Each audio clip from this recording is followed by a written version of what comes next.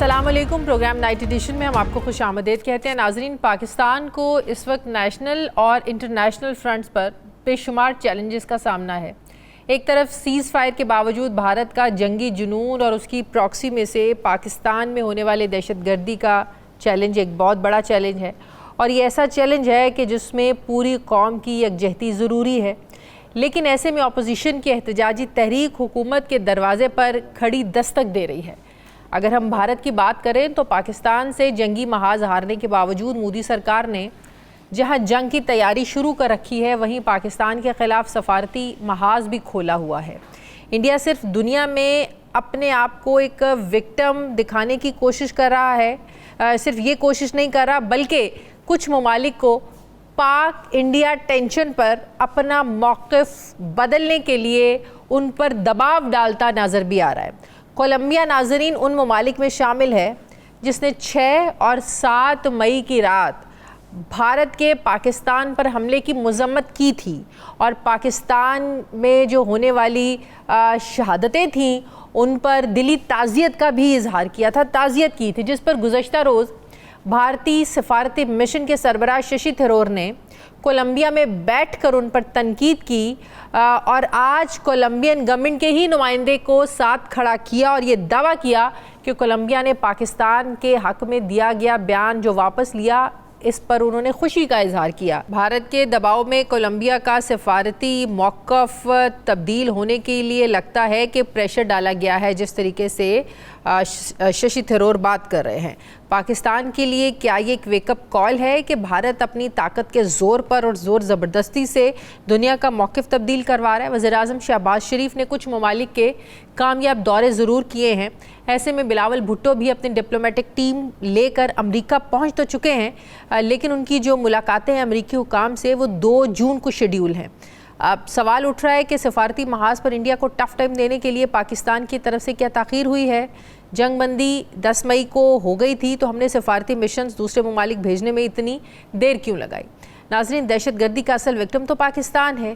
Indian proxies میں ہونے والی دہشت گردی کا، جیسے کل بلوچستان کے شہر سوراب میں انڈین بیکڈ BLA کے دہشت گردوں نے حملہ کیا، کئی سرکاری عمارتوں کو نقصان پہنچایا، بینکوں میں لوٹ مار کی، ADC ریونیو ہدایت بلیدی کو اس کے گھر پر حملہ کر کے شہید کیا. سوال یہ ہے کہ ہم بھارت کی اس دہشت گردی کے ثبوت جو ہے ہم دنیا کو بتاتے بھی ہیں، دنیا کے سامنے رکھتے بھی ہیں کہ اس وجہ سے ہمارے 2 صوبے جو ہیں وہ دہشت گردی کی آگ میں جل رہے ہیں. سوال یہ ہے کہ خیبر پختونخوا اور بلوچستان میں امن قائم کرنا یہ حکومت کے لیے چیلنج کیوں بنا ہوا ہے؟ ہر دہشت گردی کے واقعے کے بعد وزیر اعظم کا کوئٹہ کا 1 روزہ دورہ کر لینا اور امن و امان کے اجلاس کی صدارت کر لینا، کیا یہ صرف کافی ہے؟ تمام حکومتیں ایسے ہی کرتی آئی ہیں. جب کوئی واقعہ ہوتا ہے پورا اپنا جو ہے نا وہ ڈیلیگیشن لے کر 1 دن کے لیے وہاں پہنچتے ہیں، اجلاس کرتے ہیں، ہدایات جاری کرتے ہیں اور واپس آ جاتے ہیں. ناظرین، یہ جو تمام چیلنجز ہیں یہ تقاضا کرتے ہیں کہ ملک کے اندر قومی اتفاق رائے ہو، جیسا ہمیں بھارت کے خلاف 4 دنوں کی جنگ میں نظر آیا کہ سیاسی تقسیم کے باوجود ساری قوم اپنی افواج کے ساتھ کھڑی نظر آئی. جنگ میں جو قومی یکجہتی کی ایک فضا ہم نے دیکھی، جو فضا بنی، سوال یہ ہے کہ حکومت اس مومنٹم کو برقرار رکھنے میں ناکام کیوں ہے؟ اگر انڈیا کے ساتھ سیز فائر ہو سکتا ہے تو PTI کہتی ہے کہ سیز فائر ان کے ساتھ کیوں نہیں ہو سکتا؟ اب تحریک انصاف نے ایک بار پھر حکومت کے خلاف سڑکوں پر آنے کا اعلان کیا ہے.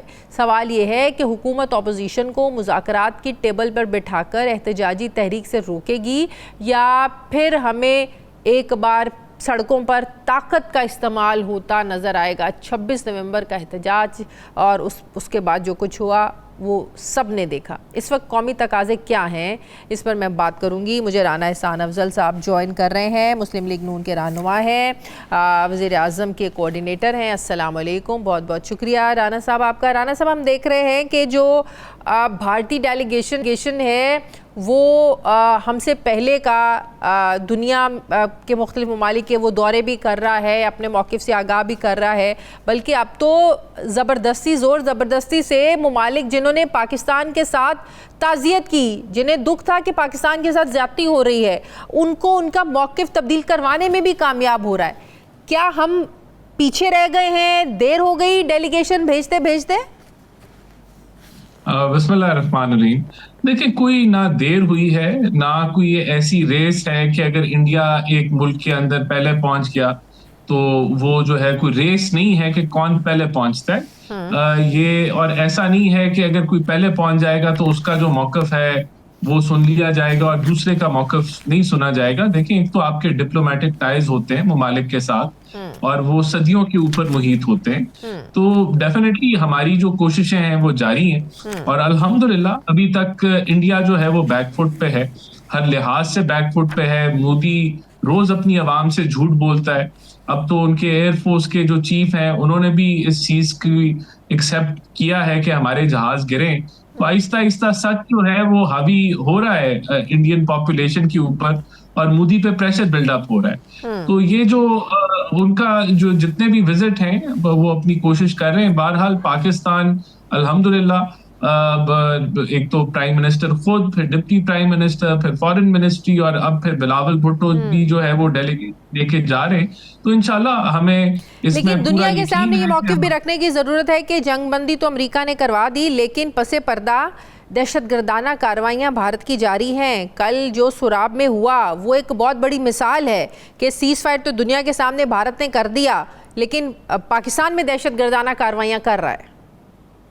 لیکن ڈیفینیٹلی یہ جو 3 پرائرٹی ایریاز ہیں اس کے اندر یہ ایک بڑا پرائرٹی ایریا ہے کہ بھارت کا پاکستان کے اندر پراکسیز کا استعمال کرنا, ان کو فائنینشیل فنڈنگ دینا اور دہشت گردی کی کارروائیوں کے اندر یہاں جو ہے وہ ملوث ہونا, اور اس کے ثبوت ڈیفینیٹلی ہم اس کے اوپر بات چیت کریں گے.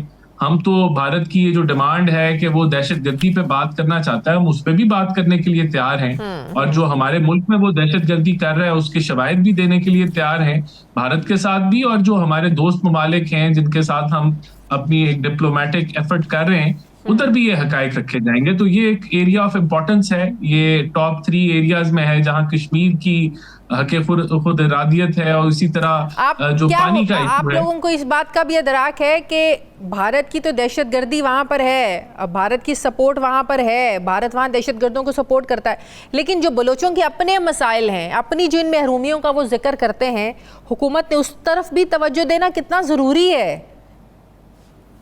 دیکھیں وہاں تو توجہ جو صوبائی حکومت ہے اور جو وفاقی حکومت ہے وہ مل کے کام کر رہی ہے کہ وہاں کی محرومیوں کو دور کیا جائے.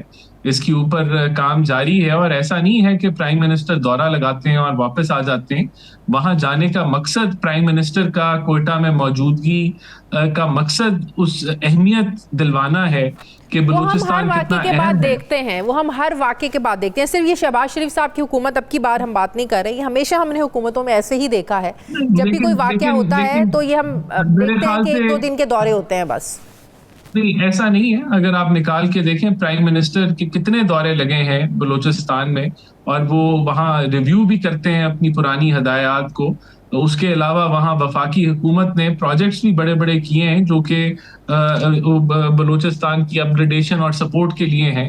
وہاں اکنامک ڈیولپمنٹ کے حوالے سے وفاق جو ہمارا جو معاہدہ ہے NFC ایوارڈ اس سے بڑھ کے جو ہے وہ کام کر رہا ہے اور آگے کرنے کی تیاری ہے تاکہ وہاں سے محرومیاں دور ہوں. تو یہ اب خالی میں تو ان کو دورے نہیں کہوں گا, یہ ایک ایفرٹ ہے کہ بلوچستان کے جو وہاں جو زخم لگتے ہیں, جو دہشت گرد لگاتے ہیں, اس کے اوپر مرہم رکھنا اور پھر دکھانا کہ پرائم منسٹر کی کتنی وہاں فوکس ہے, کتنا وہ چاہتے ہیں کہ یہاں چیزیں بہتر ہوں, اور اس کو اہمیت دلوانا ہے. اور اس سے ڈیفینیٹلی ایک فوکس رہتا ہے سارے اداروں کا, لا انفورسمنٹ کا, اس کے علاوہ فوج پاکستان کا, صوبائی حکومت کا, کہ وفاق بھی جو ہے انٹرسٹ لے رہا ہے اور وفاق بھی چاہتا ہے کہ جتنے بھی مسائل ہیں, باٹل نیکس ہیں, وہ دور ہوں.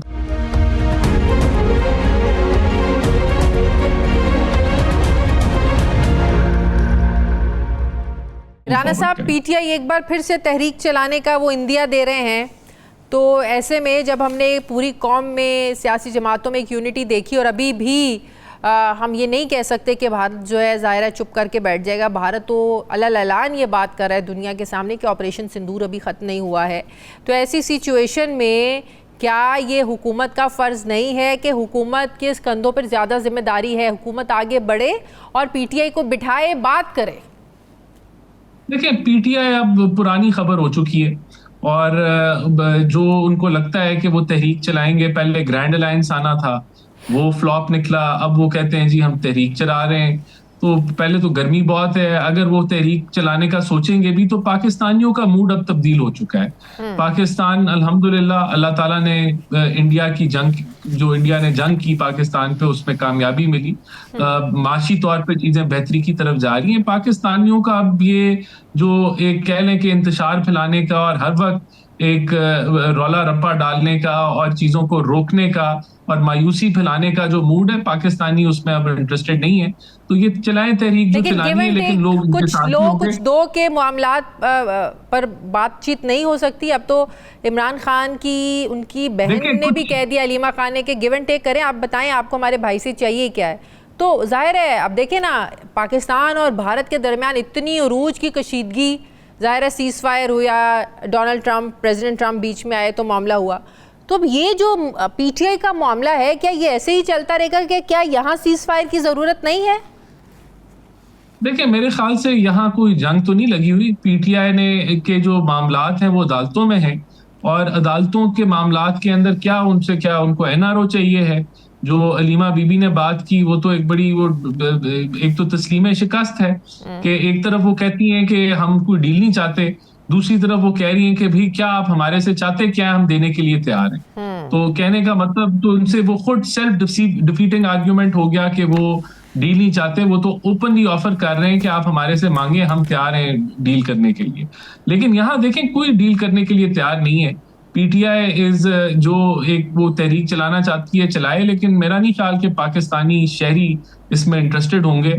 پاکستانیوں کو نظر آ رہا ہے کہ ملک کی معیشت بہتر ہو رہی ہے, لیکن آپ کی پارٹی کے سینئر سمجھدار لوگ جن کو ادراک ہے کہ معاملات بات چیت کے ذریعے ہی حل ہوتے ہیں, وہ آج بھی یہ سمجھتے ہیں کہ پی ٹی آئی کے ساتھ بات چیت ہونی چاہیے. دیکھیں یہ تو پرائم منسٹر نے بھی کہا ہے, لیکن پی ٹی آئی کے ساتھ بات چیت ہونی چاہیے نا. وہ ہر چیز کے اندر جب بھی ملکی ایجنڈا بھی آتا ہے تو اس کے اندر خان صاحب کو پیرول کے اوپر رہائی اور خان صاحب سے ہم مشاورت کر کے وہ اس چیز کو لے آتے ہیں ایز اے جماعت, as a opposition leader, as a parliamentarian. کوئی غیر آئینی کوئی غیر قانونی بات کرتے ہیں ہم نہیں. دیکھیں میں تو یہ کہہ رہا ہوں نا, پی ٹی آئی کے ساتھ تو ہم انگیج کر رہے ہیں. پی ٹی آئی کو وہ سارے پلیٹ فارم بھی فراہم کر رہے ہیں کہ جہاں ملکی ڈیبیٹ ہو رہی ہے, چاہے وہ سینٹ ہو, نیشنل اسمبلی ہو, چاہے وہ کوئی نیشنل سیکیورٹی کا اجلاس ہو, چاہے وہ بریفنگ ہو, تو ہم تو ان کو پوری طریقے سے انگیج کر رہے ہیں. وہ انگیجمنٹ چاہتے ہیں, ان کی انگیجمنٹ جو ہے وہ اس نقطے پہ آ جاتی ہے کیا انگیجمنٹ خان صاحب سے کریں, آپ خان صاحب سے بات کریں. No one is interested to talk to ہم, کسی کا انٹرسٹ نہیں ہے, ان کو سزا ہوئی ہے. دیکھیں جس طرح مسلم لیگ نون نے کوئی بھی مشاورت کرنی ہے, فیصلہ کرنا ہے, ایون کہ ہمیں تو بعد میں پتا چلا کہ ساری جنگ نواز شریف صاحب نے ڈیزائن کی, سب کچھ ہوا ہی جو تھا وہ ان کے تجربے کی روشنی میں ہوا تھا میاں نواز شریف صاحب کی. تو بات یہ ہے کہ اگر بطور جماعت آپ لوگ نواز شریف صاحب سے پوچھ کر چلتے ہیں, ہر معاملے میں ان سے مشاورت کرتے ہیں, پیپلز پارٹی زرداری صاحب سے کرتی ہے, تو آپ نہیں سمجھتے کہ پی ٹی آئی کا حق ہے کہ وہ بھی اپنے لیڈر سے پوچھ کے چلیں, مشورے سے چلیں؟ دیکھیں جب نواز شریف جیل میں تھے تو ان کے ساتھ تب وہاں مشاورت نہیں ہوتی تھی, نہ شہباز شریف صاحب سے پارٹی امور کے اوپر مشاورت ہوتی تھی. وہاں پھر جو پارٹی کا جس کو قلم دان دیا ہوا تھا فیصلے کرنے کا, وہی فیصلے کرتے تھے. اس وقت اگر خان صاحب باہر ہوتے تو بالکل ان سے مشاورت ہو جاتی, لیکن وہ جیل میں ہے تو مشاورت نہیں ہو سکتی, اور نہ ہم انٹرسٹڈ ہیں ان سے بات چیت کرنے میں. اگر ان کو عدالتیں رہا کر دیں گی اور وہ آ کے باہر پارٹی کو لیڈ کر رہے ہوں گے تو ہم بالکل ایز اے جماعت لیڈر ان سے مشاورت کریں گے. لیکن ابھی اس چیز کی ہم ضرورت نہیں محسوس کرتے. ہم جماعت کے ساتھ انگیج کرنے کے لیے 100% تیار ہیں, جماعت کو ہر وہ پلیٹ فارم دینے کے لیے تیار ہیں جہاں ملکی مفاد کے لیے اکٹھے بیٹھنے کی ضرورت ہے. لیکن ہم آپ کے سوال کا جواب یہی ہے کہ خان صاحب سے ہم کوئی جو ہے نہ پریشر محسوس کرتے ہیں, نہ ضرورت محسوس کرتے ہیں. اس تحریک کا بھی کوئی پریشر حکومت محسوس نہیں کرتی ہے؟ میرے خیال سے پاکستانی اب انٹرسٹڈ نہیں ہے ان کی کہانیوں میں, اور یہ پرانا اور باسی ٹاپک ہو چکا ہے. بہت شکریہ. وزیر اعظم کے کوارڈینیٹر مسلم لیگ نون کے رہنما رانا احسان افضل صاحب میرے ساتھ ہیں. سر بہت شکریہ رانا صاحب, آپ نے وقت دیا. کیا ملک میں حالات ایسے ہیں کہ تحریک انصاف ایک بار پھر مزاحمت کا اعلان کرے؟ ملکی حالات تو ایک طرف, کیا اس وقت ان کے حامیوں یا پارٹی کارکنان کی اپنی کنڈیشن ایسی ہے کہ وہ تحریک کا حصہ بن سکیں؟ کارکنان کی کنڈیشن بھی ایک طرف, کیا پارٹی لیڈرشپ کی آپس میں دراڑیں ایسی ہیں کہ کارکنوں کو سڑکوں پر نکال سکیں؟ یہ بہت سارے ایسے سوالات ہیں جن کا جواب عوام کو، لوگوں کو چاہیے، لیکن ان تمام سوالوں کے بیچوں بیچ عمران خان نے ایک بار پھر اپنی پارٹی کو سڑکوں پر لانے کا، انہیں متحرک کرنے کا اعلان کیا ہے۔ حکومت کے خلاف ملکی تحریک چلانے کی کوئی باقاعدہ تاریخ تو ابھی نہیں دی، لیکن سینیٹر علی ظفر نے اڈیالہ میں خان صاحب سے ملاقات کر کے اعلان کر دیا ہے، اور وہ کہتے ہیں کہ احتجاجی تحریک کا مرکز اس بار اسلام آباد نہیں ہوگا، بلکہ یہ پورے ملک میں گلی گلی اور شہر شہر چلائی جائے گی۔ ناظرین، سینیٹر علی ظفر نے حکومت مخالف تحریک کی زیادہ ڈیٹیلز تو شیئر نہیں کی، لیکن یہ ضرور کہا ہے کہ اس بار جو تحریک چلے گی وہ پہلے جیسی نہیں ہوگی، بلکہ اسے نتیجہ خیز بنایا جائے گا۔ سوال یہ ہے کہ اس بار کیا مختلف ہوگا جو حکومتی طاقت کو جھکنے پر مجبور کرے گا؟ کیا 25 مئی پی ٹی آئی بھول گئی؟ کیا 26 نومبر کا دن پی ٹی آئی بھول گئی؟ کیا 9 مئی کا دن پی ٹی آئی بھول گئی جس کا آج تک بھگت رہے ہیں؟ اس احتجاجی تحریک کا ایک عام نقطہ یہ ہے کہ عمران خان جیل سے اس احتجاجی مہم کو خود لیڈ کریں گے، ڈائریکشنز دیں گے، جس سے سوال پیدا ہوتا ہے کہ احتجاجی تحریک کو خود لیڈ کرنے کا اعلان کیا ایک طرح سے پارٹی لیڈرشپ پر عدم اعتماد ظاہر نہیں کرتا؟ کیونکہ ماضی میں پی ٹی آئی نے کئی احتجاج کیے، کبھی فائنل کال دی تو کبھی سول نافرمانی کی تحریک چلانے کا اعلان کیا، لیکن عمران خان جیل سے باہر نہیں آ سکے، نہ ہی پی ٹی آئی کے لیے زمینی حقیقتیں بدل سکیں، نہ ہی انہیں پولیٹیکل سپیس مل سکی۔ تو کیا اسی وجہ سے عمران خان خود اس احتجاجی تحریک کو لیڈ کرنا چاہتے ہیں؟ وہ کیسے اس احتجاجی تحریک کو لیڈ کریں گے؟ یہ بڑا ایک سوال ہے۔ دوسرا نقطہ یہ ہے کہ جب بھی پی ٹی آئی احتجاجی موڈ میں جاتی ہے تو پی ٹی آئی لیڈرشپ اور عمران خان کی جیل میں ملاقاتوں پر بندشیں ماضی میں ہم نے بڑھتی دیکھی ہیں۔ تو اس بار یہ کیسے ممکن ہوگا کہ حکومت پی ٹی آئی کو کلی چھوٹ دے دے کہ جب وہ چاہیں اندر جائیں، بات کریں، مشورے لیں اور باہر آ کر حکومت پر چڑھائی کر دیں؟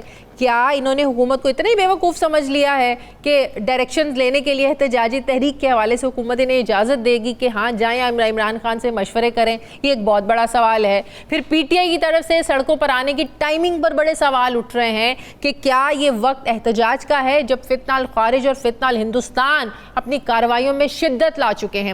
انڈیا جنگی جنون میں ابھی تک گیدر بھپکیاں دے رہا ہے، دھمکیاں دے رہا ہے۔ کیا اس وقت ایک نیشنل یونٹی ضرورت نہیں ہے؟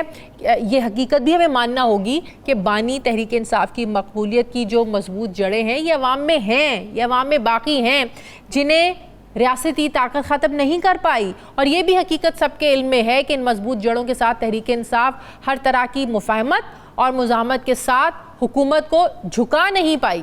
ایسے میں کیا ایک بار پھر وہی پکڑ دھکڑ، وہی مقدمات، وہی گرفتاریوں کا دور شروع ہونے جا رہا ہے؟ میں بات کروں گی اپوزیشن لیڈر اور تحریک انصاف کے رہنما ملک احمد بھچر صاحب مجھے جوائن کر رہے ہیں لاہور اسٹوڈیوز میں۔ السلام علیکم۔ بہت کیسے ہیں آپ؟ ٹھیک ہے، بہت شکریہ آپ نے وقت دیا۔ ابھی رانا احسان افضل صاحب تھے، میں نے ان سے یہ پوچھا، میں نے کہا وہ تو تحریک شروع کرنے جا رہے ہیں، فوراً کہہ دیا باسی ٹاپک ہے، یہ ان کا تحریک چلانے کس نے نکلنا ہے باہر، کون نکلے گا ان کے کہنے پر؟ وہ تو حکومت تو انٹرسٹ ہی نہیں لیتی اب اس سوال پر بھی کہ انہیں کوئی ٹینشن ہے آپ کی تحریک پر، وہ کہتے ہیں باسی ٹاپک ہے یہ۔ دیکھیے شاہ جی، میں ایک آپ کو عرض کروں کہ اس ٹاپک کو باسی وہ اس لیے کہہ رہے ہیں کہ پاکستان تحریک انصاف اس وقت گزشتہ 2 سالوں سے تحریک میں ہے، اور میں بار بار ایک بات کہتا ہوں کہ آپ کبھی بھی نہ بھولیں کہ پاکستان تحریک انصاف نے تحریک چھوڑی ہے۔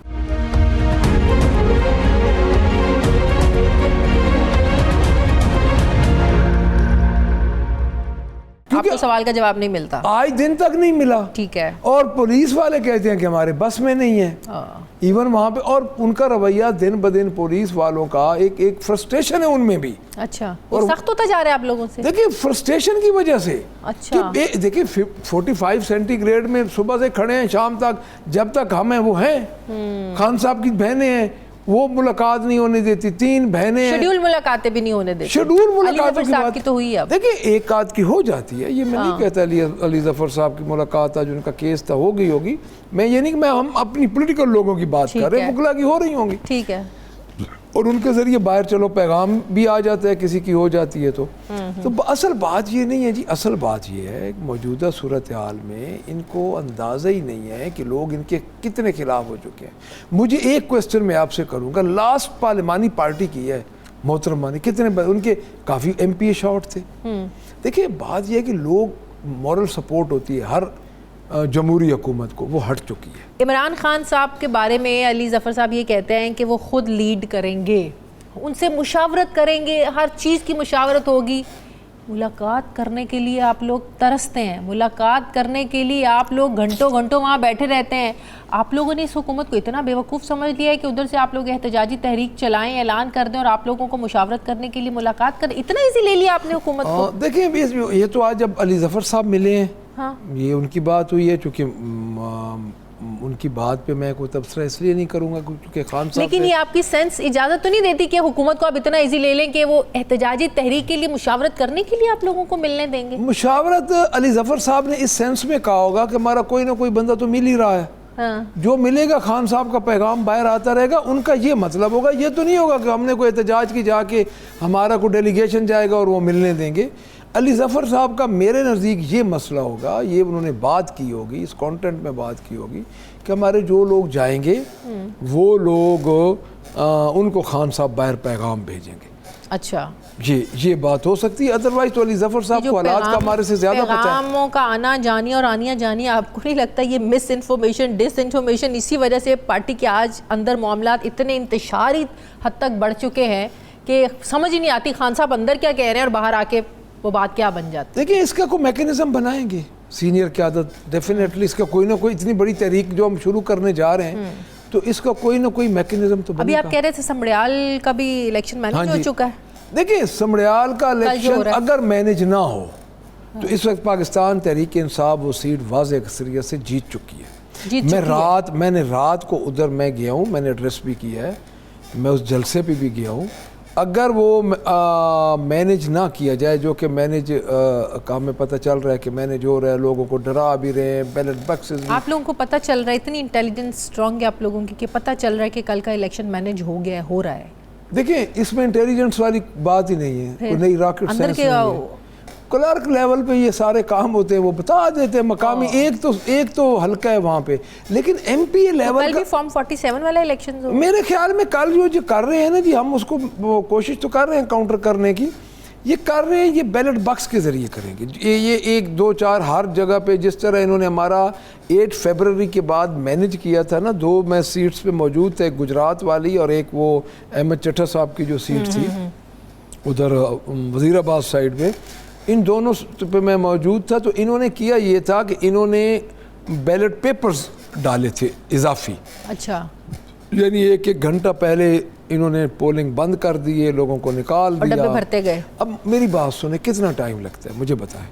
اگر آپ 10 منٹ کو ہلکی پھلکی لڑائی کروا کے آپ 15 منٹ پولنگ بند کر دیں، پولیس آپ کی ہو، عملہ آپ کو، ہر چیز آپ کی ہو، آپ تو 500 ووٹ ڈالنے میں آپ کو 5 منٹ تو آپ لگیں لوگ گے۔ اس کا مطلب آج ہار شکست تسلیم نہیں، کر میں رہے ہیں؟ شکست ہم اس لیے نہیں تسلیم کر رہے، اس کی وجہ یہ ہے کہ ہم نے تو لڑائی لڑنی ہے۔ اچھا، دیکھیں ایک سیٹ کیا ہے، لیکن مینیج یہ اس طرح کر رہے ہیں۔ اگر الیکشن ہو صاف تو پاکستان تحریک انصاف مور دین 20,000 25,000 سے ون کر رہے ہیں، اتنی لیڈ سے ون کر رہے ہیں۔ لیٹس سی، انشاءاللہ، بہت شکریہ، ہوپ فار دی بیسٹ، بہت شکریہ۔ Opposition leader Punjab assembly Malik Ahmad بھچر صاحب میرے ساتھ تھے۔ ناظرین، پاکستان اور بھارت میں سیز فائر کے دوران امریکی صدر ڈونلڈ ٹرمپ نے جو ٹریڈ کی بات کی، اب پاکستان اور امریکہ کے درمیان ٹیرف مذاکرات کا آغاز ہو گیا ہے۔ پاکستانی ڈیلیگیشن تجارت پر مذاکرات کے لیے اگلے ہفتے امریکہ جائے گا اور واشنگٹن کی طرف سے پاکستانی مصنوعات پر لگایا گیا جو 29% ٹیرف ہے، اس پر بات چیت ہوگی، جس کی تصدیق آج مسٹر پریزیڈنٹ ٹرمپ نے بھی کی ہے۔ ساتھ ہی انہوں نے یہ بھی کہا ہے کہ دوبارہ اگر جنگ شروع ہوئی دونوں ممالک کے درمیان تو وہ تجارت میں کوئی انٹرسٹ نہیں ہے پھر ان کا۔ ناظرین، امریکہ پاکستان کا ایک بڑا تجارتی پارٹنر ہے۔ پاکستان اور امریکہ کا تجارتی حجم لگ بھگ $7.3 ارب ہے۔ سال 2024 میں پاکستان نے امریکہ کو $5.30 مالیت کا سامان بیچا، جبکہ امریکہ نے پاکستان کو $2.1 ارب کا سامان دیا۔ پاکستان نے زیادہ ٹیکسٹائل اور ملبوسات ایکسپورٹ کی تھیں، جس پر پہلے ہی پاکستان کو 17% ٹیرف دینا ہوتا ہے۔ پاکستان کو امریکہ کے ساتھ $3 ارب کے اضافی تجارتی بیلنس کی وجہ سے اپنی ایکسپورٹس پر 29% ٹیرف لگنے کا خدشہ ہے، جس کا اعلان ہو چکا، لیکن بعد میں اسے 3 مہینے کے لیے معطل کر دیا گیا تھا۔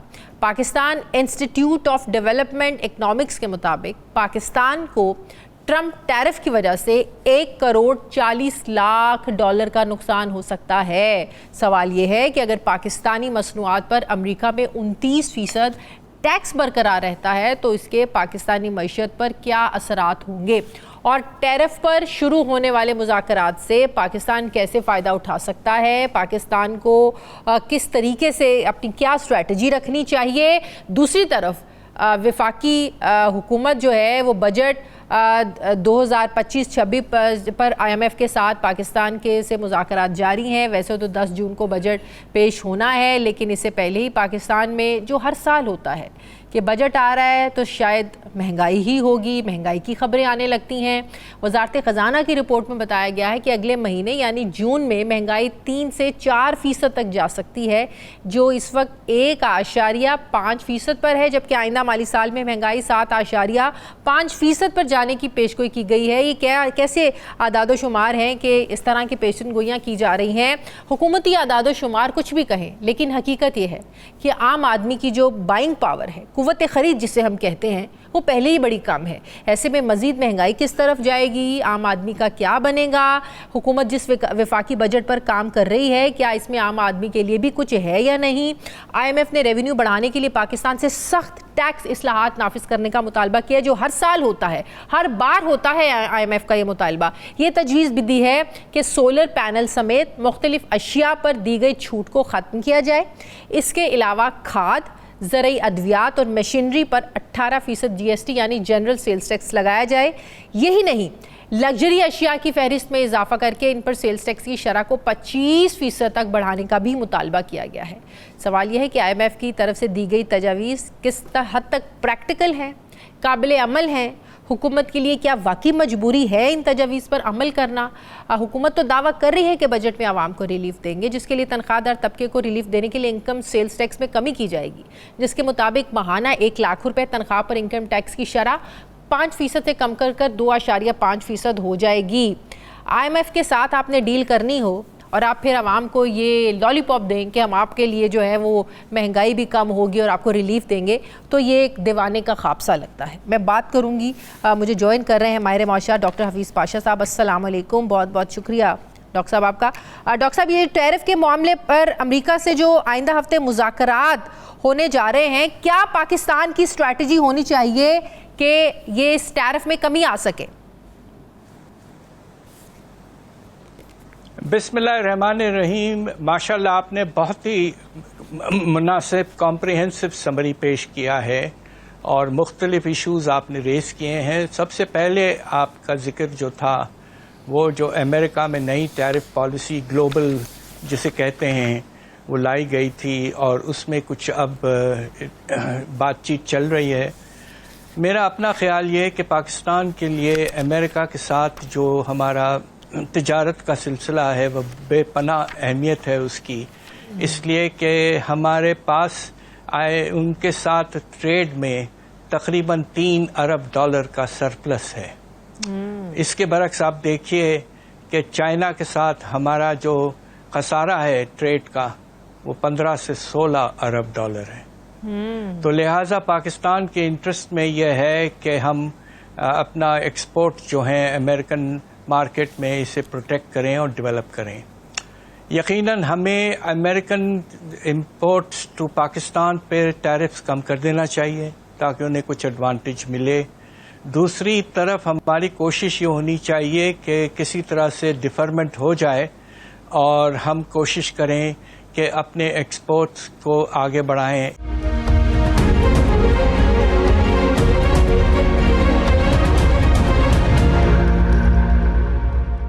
आप ये भी कह रहे हैं कि इंपोर्ट्स पर भी टैक्स कम होना चाहिए ताकि बैलेंस बरकरार रहे। उसमें लग्जरी आइटम्स भले मंगवाएं, गाड़ियां मंगवाएं, कुछ मंगवाएं, हुकूमत भी टैक्स कम करे, राइट?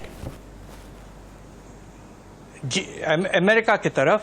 और दूसरी तरफ हमें एक्सचेंज रेट पॉलिसी को तरह से लिबरलाइज करना पड़ेगा ताकि हमारे एक्सपोर्टर्स जो हैं, जो अगर ज़्यादा टैरिफ फेस कर रहे हैं तो उनकी प्रॉफिटेबिलिटी कम हो जाएगी। उसको कॉम्पनसेट करने के लिए थोड़ा सा रुपए की कदर में 7 से 10% कमी लानी पड़ेगी। तो इसके ये प्रैक्टिकल है, ये हुकूमत कर सकती है सर? بالکل کر سکتی ہے، اور یہ کہ مارکیٹس کو آپ چلنے دیں. IMF کا اس مرتبہ زیادہ انسسٹنس اس بات پہ ہے کہ روپے کی قدر کو آرٹیفیشلی کنٹرول کیا ہے پچھلے سال ہم نے، کہ ایسا نہ کریں اور مناسب جو ویلیو ہے ڈالر پاکستان میں اسے قائم رہنے دیں. ڈاکٹر صاحب، اگر پاکستانی مصنوعات پر 29% ٹیرف برقرار رہتا ہے امریکہ میں، تو اس کے کتنے نیگیٹو امپیکٹ پڑیں گے؟ ایکسپورٹس ہماری آلریڈی اتنی کم ہے، تو کیا اس پہ ہمارا نقصان ہوگا؟ دیکھیے، یہ اس پہ منحصر ہے کہ دوسرے ملک جو ہمارے کمپیٹیٹرز ہیں ان پہ کتنا لگتا ہے. تو کمپیریزن جو ہے وہ ریلیٹیولی ہونی چاہیے، ایبسلیوٹ ٹرمز میں نہیں. اب دیکھیے، ہندوستان کا ہم سے کم ہے، بنگلہ دیش کا شاید تھوڑا زیادہ ہے، اور چائنا کا تو خیر بہت زیادہ ہے. تو اب ہمیں یہ دیکھنا ہے کہ جو مارکیٹ میں ہم کمپیٹ کر رہے ہیں امریکہ میں، دوسرے ملکوں پر جو ٹیرف لگانے کا پروپوزل ہے امریکہ کا، وہ کہاں پہ ہے اور اس پہ نیگوسیشنز کہاں تک پہنچے ہیں. ہندوستان کے ساتھ بات چیت آگے بڑھ چکی ہے کافی، تو اب دیکھنا ہے کہ کیا ہوتا ہے. اور ساتھ ساتھ پریزیڈنٹ ٹرمپ نے تو ذکر کیا ہے کہ اگر خدا نخواستہ پھر سے جنگ شروع ہو جائے تو پھر تو جو ٹیرفز ہیں وہ پورے طور پر قائم رہیں گے، ہو سکتا اور بڑھا دے. امریکہ آپ کے خیال میں ڈاکٹر صاحب اس بار اپنی ٹیرف پالیسی میں اتنا سخت پالیسی اپنانے پر کیوں مجبور ہوا؟ آپ دیکھیں، انڈیا بھی ناراض ہوا، چائنا بھی ناراض ہوا، ہر طرف محاذ کھول لیا امریکہ نے ٹیرف کو لے کر، بڑھا دیے ٹیرف. اس کی کیا وجہ ہے؟ کیوں اتنا سخت انہوں نے پالیسی رکھی ٹیرف کے حوالے سے؟ وجہ اس کی دو ہیں.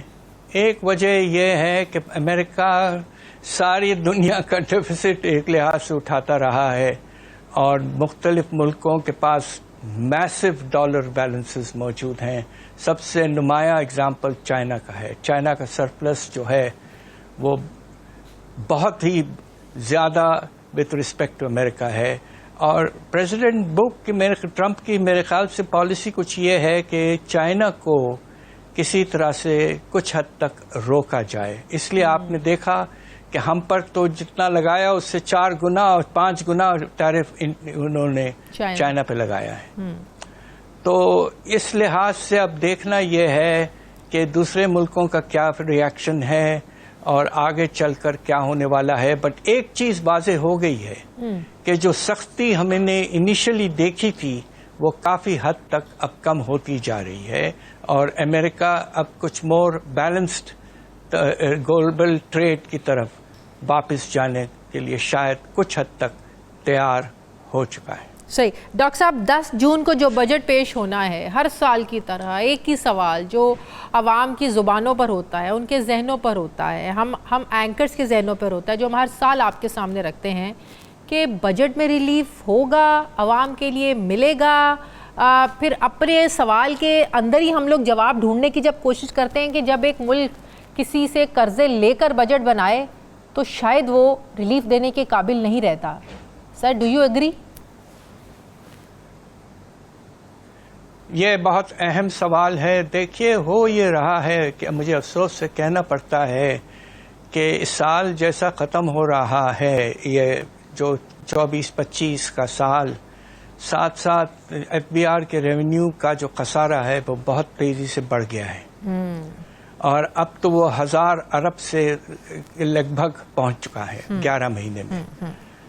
اور آئی ایم ایف نے جو ٹارگٹ سیٹ کیا اس سال کے ریونیو کا، جو کم کیا ہے 12,300، اب مشکل سے یہ 11,700 کے لگ بھگ ہوگا، اور 600 ارب کا شارٹ فال ہوگا آن دا لوور ٹارگٹ.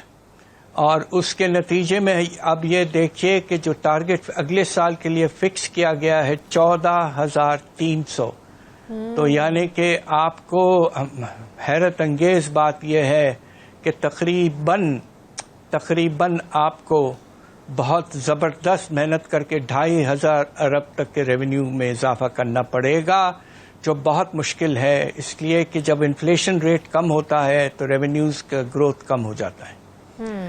اب یہ سوال والا یہ پیدا ٹارگٹ اور ہوتا ہے پچھلا کہ کیا خسارہ یہ بجٹ تو میں بہت زیادہ ہو جائے گا گئی؟ اور اچیویبل نہیں ہوگا ڈاکٹر صاحب.